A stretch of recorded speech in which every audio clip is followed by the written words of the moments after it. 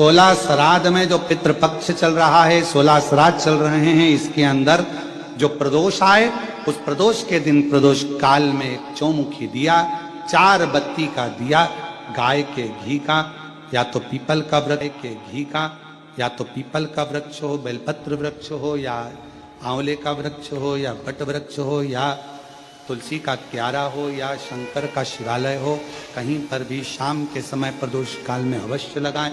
और बाबा से पितरों के जो 4 नाम हैं, 4 दिशा से हम पर करुणा करें, कल्याण करें, हमारे दुख हरें, हमारे तकलीफें हरें, हमारे दुख दूर करें, ऐसी कामना कर कर उन पितरों का आशीर्वाद मिले। 4 पितरों का नाम लेकर और शिव का नाम लेकर उसको प्रज्वलित, 4 पितरों का स्मरण करो, वो 4 बत्ती का दीपक जलाकर।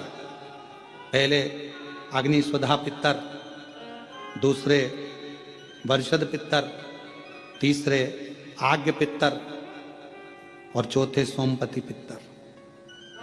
यदि श्राद्ध पक्ष के अंदर प्रदोष तिथि पड़े और श्राद्ध की प्रदोष के दिन यदि शाम के समय पर प्रदोष काल में एक 4 बत्ती का गाय के घृत का दीप लगाया जाए और 4 पितरों का स्मरण किया जाए। 4 पितरों का स्मरण करो, वो 4 बत्ती का दीपक जलाकर। पहले अग्नि स्वधा पितर, दूसरे वर्षद पितर, तीसरे आज्ञ पितर और चौथे सोमपति पितर। इन 4 पितरों को नमन करो, प्रणाम करो, और वो 4 बत्ती का दीपक या तो पीपल के वृक्ष के नीचे या मेरे शिवालय में जो प्रदोष के दिन अंकित कर देता है, जला देता है, प्रकट कर देता है, जो मन से मांगता है पितृ और शिव उसके भंडार कभी खाली नहीं करता, उसकी झोली भरा जाता है।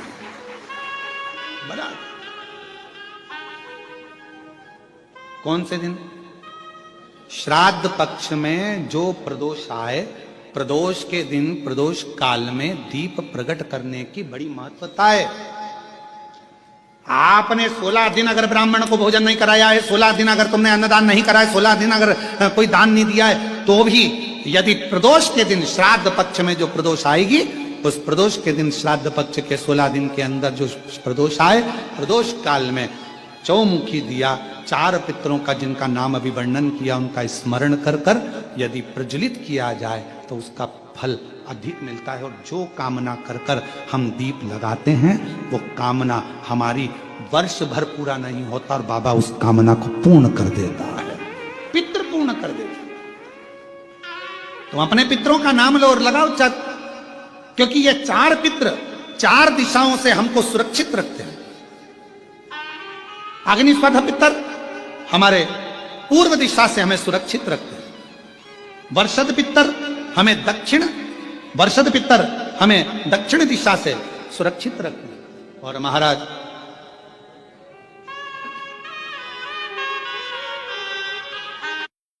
आग्नेय पितर यह हमें पश्चिम दिशा से सुरक्षित रखते हैं, और सोमपति पितर यह हमें उत्तर दिशा से सुरक्षित रखते हैं।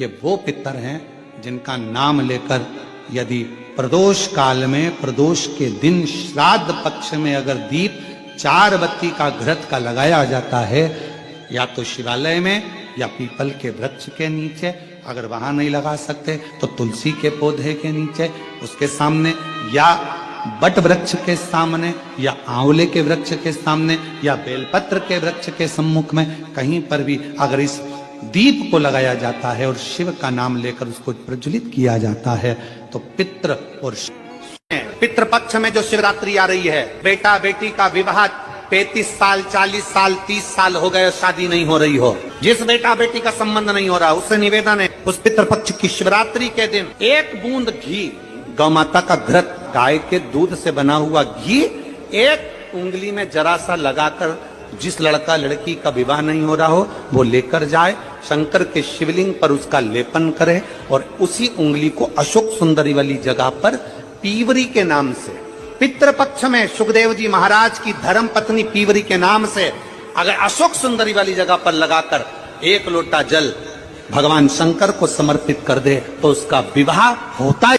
निवेदन, अगर बन सके, जिनके घर में संतान का सुख नहीं है, अगर ये शिवरात्रि जो आ रही है श्राद्ध पक्ष की शिवरात्रि मतलब पितृ और महादेव दोनों का वर हमको प्राप्त होता है। मान लो घर में पितृदोष हो गया, आहुत दोष हो गया, वास्तु दोष हो गया, काल सर्प दोष हो गया, सारे दोष तुम्हारे पास में, कोई ने कह दिया मंगल हो गया, कोई ने कह दिया शनि चढ़ गया, कोई ने कह दिया बुध चढ़ गया, कोई ने कह दिया गुरु चढ़ गया, कुछ भी चढ़ जाए, तुम महादेव के पास जाइए।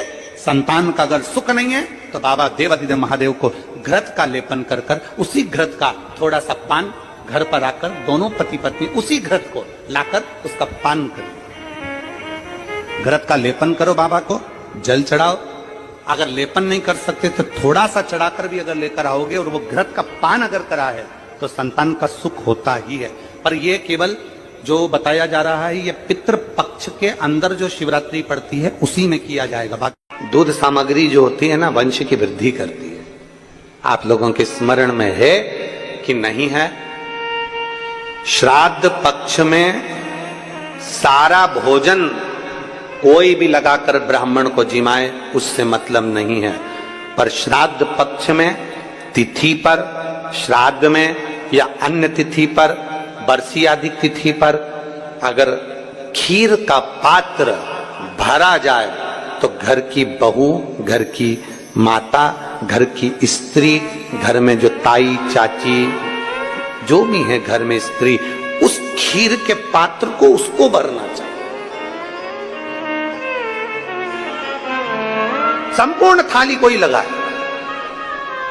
और फिर निवेदन करेंगे श्राद्ध पक्ष में एक बार प्रयोग कर देखिए, जिसके घर में 23 से 24 साल तक भी औलाद नहीं हो, 23 से 24 साल तक भी औलाद पैदा नहीं हुई हो, जिसके घर में संतान ना हुई हो, वो एक प्रयोग जरूर करे। एक प्रयोग जरूर करो कि 23 साल तक भी औलाद ना हुई हो तो श्राद्ध पक्ष में तुम्हारे दादा परदादा किसी का श्राद्ध घर में हो रहा हो और किसी दादी का श्राद्ध, किसी दादा का श्राद्ध, किसी बुजुर्ग का श्राद्ध तुम्हारे घर में हो रहा हो तो खीर के बर्तन में खीर तुम भरकर और उस ब्राह्मण को जिसको घर में बुलाया गया है भोजन कराने के लिए वहां तुम देकर आओ और अगले श्राद्ध तक इंतजार करो। मेरा बाबा वंश की वृद्धि करता ही है, निश्चितता देता है, वंश बढ़ाता है।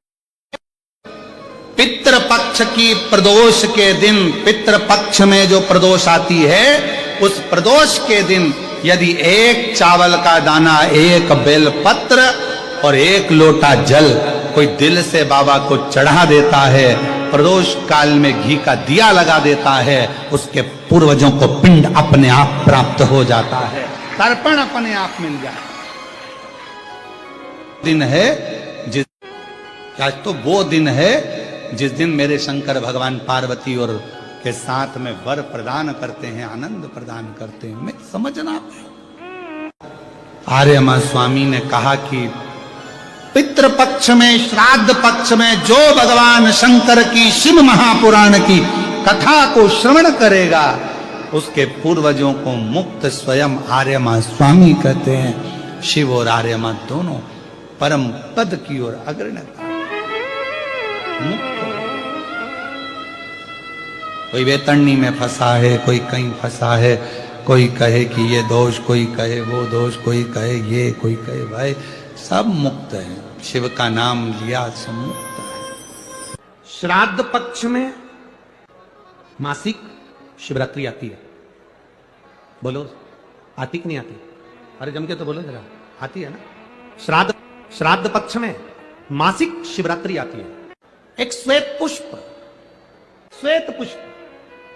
था कि श्राद्ध पक्ष में शिवरात्रि आती है और शिवरात्रि के दिन शिवरात्रि के एक पुष्प का वर्णन क्या करता है हमारा शास्त्र, शिवरात्रि का एक लोटा जल क्या वर्णन करता है हमारा शिव महापुरुष।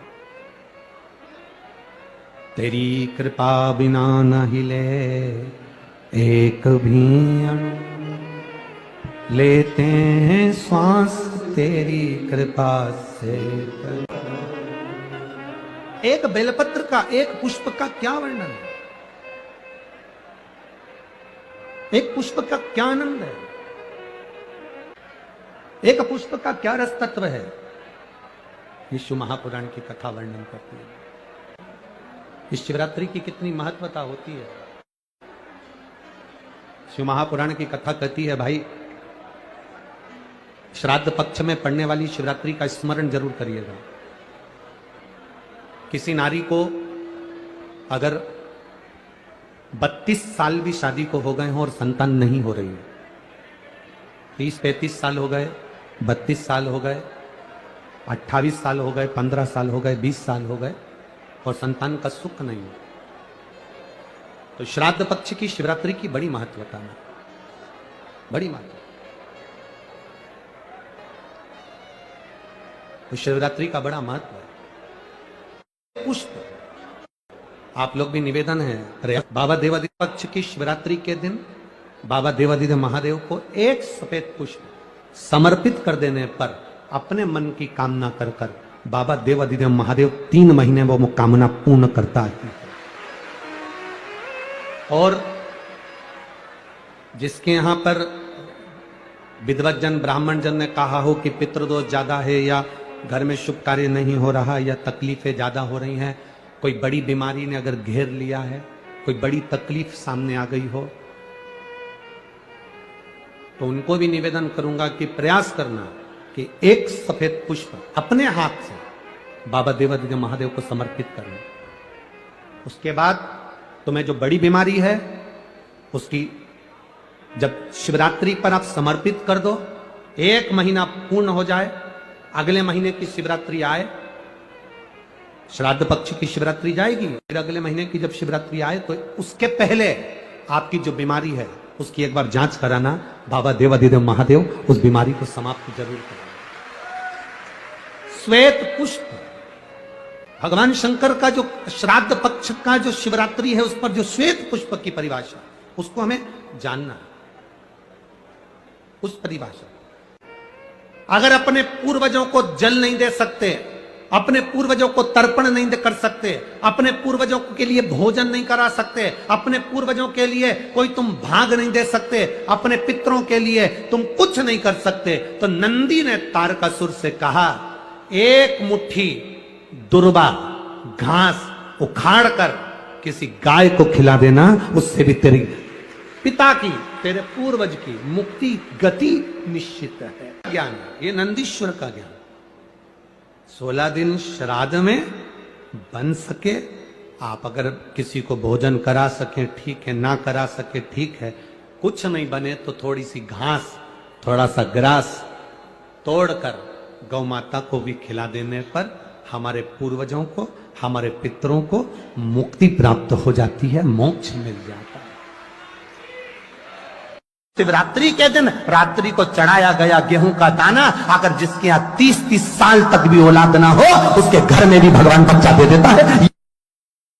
महापुराण की कथा कहती है, श्राद्ध पक्ष में पड़ने वाला प्रदोष का व्रत किसी भी दिन पड़े, चाहे सोम हो, मंगल हो, बुध हो, गुरु हो, शुक्र हो, शनि हो, कोई से भी दिन पड़े, जो प्रदोष काल के समय 3 कलश में दूध लेकर उसमें काली तिल डालकर, जौ डालकर और उसमें थोड़ा सा डाब डालकर, डाब मतलब कुसा डालकर पीपल, बड़ और बेलपत्री के पेड़ के नीचे चढ़ा देता है, उसके घर में कभी संपदा की कमी नहीं होती महाराज।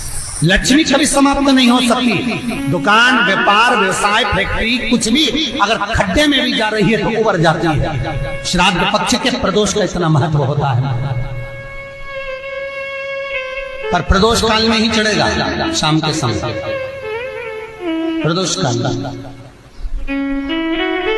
पीपल के नीचे, बट वृक्ष के नीचे, बड़ के पेड़ के नीचे, बेलपत्री के नीचे घी का दिया लगाकर आप दूध समर्पित करो। स्टील के पात्र में थोड़ा सा दूध लेकर कटोरी में ले जाओ, अगर पात्र भर कर नहीं ले सकते कटोरी पर ले जाओ, समर्पित। शिव का सबसे प्रिय अगर कोई व्रत है तो प्रदोष का ही व्रत है। शंकर को राजी है वो व्रत, क्योंकि शिव और पार्वती का दोनों का मिलन का व्रत है, भगवान शंकर के मिलन का व्रत। भगवान मार्कंडे बाबा से कहा, भगवान शंकर ने, मार्कंडे जी आपने शिव आराधना करी है, आपने माता पार्वती का वर प्राप्त करा है, इसलिए आप चिरंजीवी भव हो गए महाराज, आपके प्राण नहीं चाहिए। मार्कंडू जी ने भगवान शंकर से हाथ जोड़कर निवेदन करा, जो दुनिया में कोई नहीं कर सकता वो आपने कर दिया। शंकर जी कहते हैं ये मैंने नहीं करा, भोलेनाथ कहते हैं ये तो इसके भजन का प्रताप है।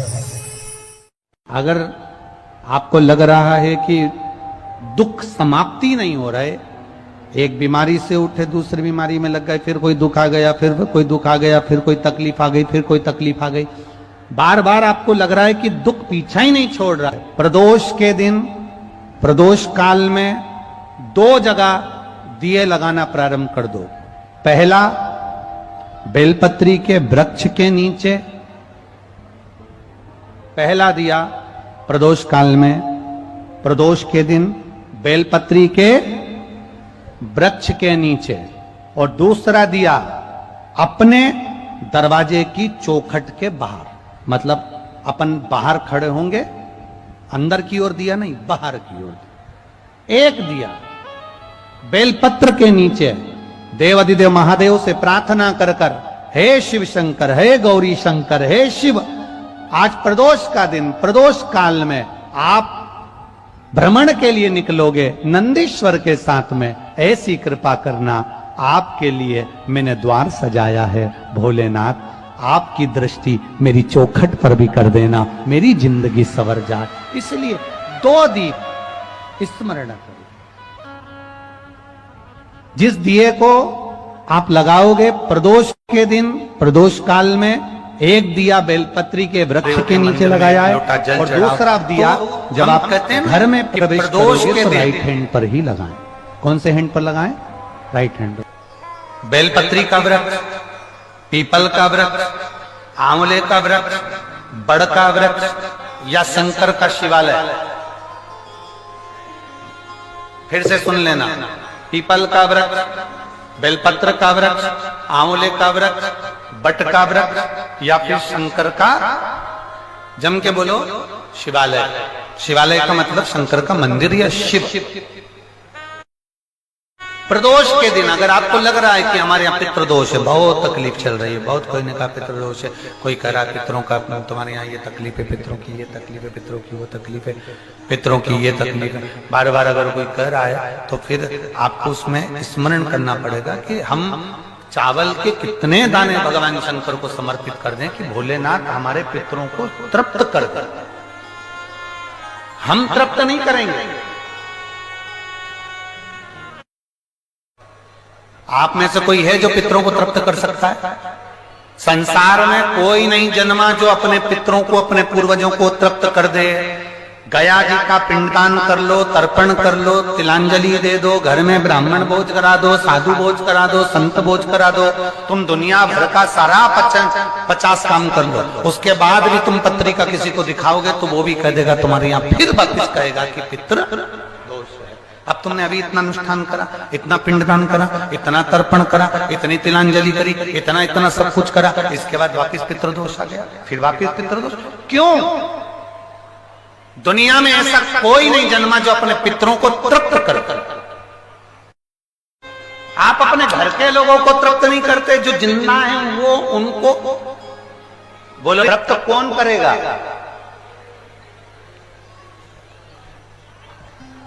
जिनकी शरण में पितर है, वास्तु के देवता भगवान शंकर, काल सर्प दोष के देवता भगवान शंकर, जितने दोष होते हैं पितृदोष के देवता भगवान शंकर, तो हम तृप्त नहीं कर सकते। अगर इनको तृप्त करेंगे तो देव अधिदेव महादेव करेंगे। आप 7 चावल के दाने, या तो पीपल, बेलपत्र, प्रेशर गला पकड़ रहा हल्का सा, पीपल, बेलपत्र, आंवला, बटवृक्ष या फिर शिवालय, प्रदोष के दिन 7 चावल के दाने आप इन जगह में से कहीं पर भी अगर आप समर्पित कर देते हैं तो उसके बाद आप जो जिंदगी जी रहे हैं, और 3 महीने फिर आप अंदाजा लगाकर देखना कि आपने जो 7 चावल के दाने इन स्थान पर अगर आपने समर्पित करे तो उसका फल पितरों को मिला कि नहीं मिला, और उसका फल हमें प्राप्त हुआ क्या? ये वो स्थान है जहां प्रदोष के दिन 7 अक्षत चावल का दाना भी हमारे पितरों को, पूर्वजों को तृप्त कर देता है।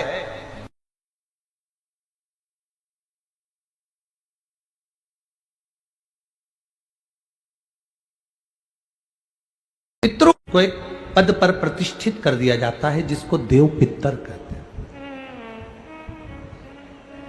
देव पितर का काम क्या है? कोई तुमसे पूछे कि पितर और देव पितर में अंतर क्या है, पितर और देव पितर में अंतर क्या आता है, देव पितर का कार्य क्या है?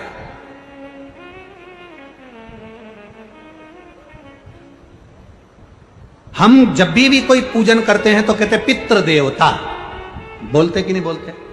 पर आज तक हम अब यह नहीं बोलते कि देव पितर का कार्य क्या, देव पितर क्या है। पितर देव नहीं, देव पितर का कार्य क्या है? देव पितर का एक कार्य है, परमात्मा जीव को गर्भ में धारण करा देता है, पर जो शरीर गर्भ के अंदर बच्चे का बनता है, बेटा बेटी का जो गर्भ के अंदर शरीर बनता है, वो देव पितर निर्मित करते हैं। उनका काम क्या है? देव पितर का सबसे बड़ा कार्य है कि गर्भ में जो बच्चा है उस गर्भित बच्चे को शरीर कैसा देना, उसकी नेत्र ज्योति कम रखना है, श्रवण शक्ति कम रखना है, उसकी छाती में, उसके हृदय में, उसके दिल में छेद करना है, हड्डी को कमजोर करना है, पांव टेढ़ा करना है, हाथ टेढ़ा करना है, या उस शरीर को सही तरह से निर्मित करना है। ये देव पितर का काम।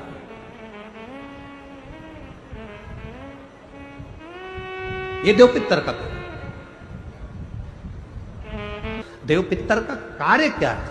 घर में शुभ कार्य को करवाना, घर में अच्छी चीजें लाना, गर्भ में जो बच्चा है उस बच्चे को शरीर पूरा देना, ये देव पितर का कार्य। पितृदेव और देव पितर में बहुत अंतर है, बहुत बहुत। एक चुटकी आटा,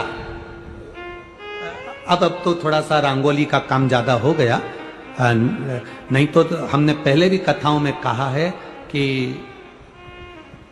3 जगह पर आटे की रंगोली काम करती है, जिसका फल 1000 गुना होता है। 3 जगह पर आटे की रंगोली काम करती है, हमने पहले भी कहा। पहला, पितरों की पूजन हो रही हो, पितरों का पाटा भरा रहा हो, पितरों के लिए जोत लग रही हो, पितरों के लिए या अन्य स्थान पर कहीं पूजन हो, तो वहां पर आटे की रंगोली काम आती है। दूसरे नंबर पर, तुम्हारे घर में यज्ञ हो रहा हो, घर के बाहर यज्ञ हो रहा हो, यज्ञ चल रहा हो, उस यज्ञ में 3 परिधियां बनती हैं ब्रह्मा विष्णु महेश की। देखिए आप लोगों ने, यज्ञ कुंड जो बनाया जाता है, उस यज्ञ कुंड पर पत्थर की रंगोली नहीं, मिट्टी की रंगोली नहीं, आटे की रंगोली डलना चाहिए। ये पहले डलती थी, अब लोगों ने फैशन में दूसरी डालना प्रारंभ कर दी। जब हम सातल्य छोड़ते हैं अग्नि को, जब हम सातल्य देते हैं, तो जिस आटे की रंगोली उस पर बनी होती है, तो हमारी जो सातल्य छोड़ी जाती है उसमें से एक अंश भाग हमारे पितरों के खाते में चला जाता है, जिससे पितरों की मुक्ति प्राप्त हो जाती है।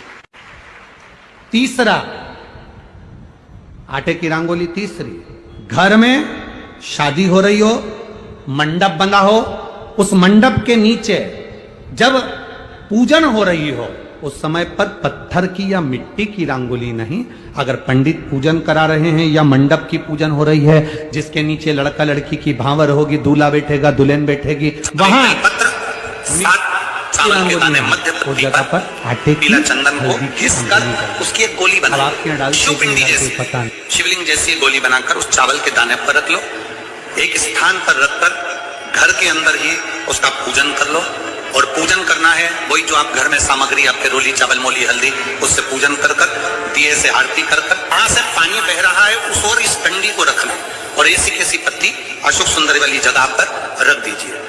ये किसी भी प्रदोष के दिन या किसी भी सोमवार की अष्टमी के दिन या किसी भी विशेष शिवरात्रि के दिन आप ये एक बार केवल करना है और अपने मन की कामना कर उसको रखकर बाबा को घी का 2 दिया लगाकर आ जाना है। मेरा भोलेनाथ आपका हाथ पकड़कर आपको कंपटीशन एग्जाम में विजेते। अब एक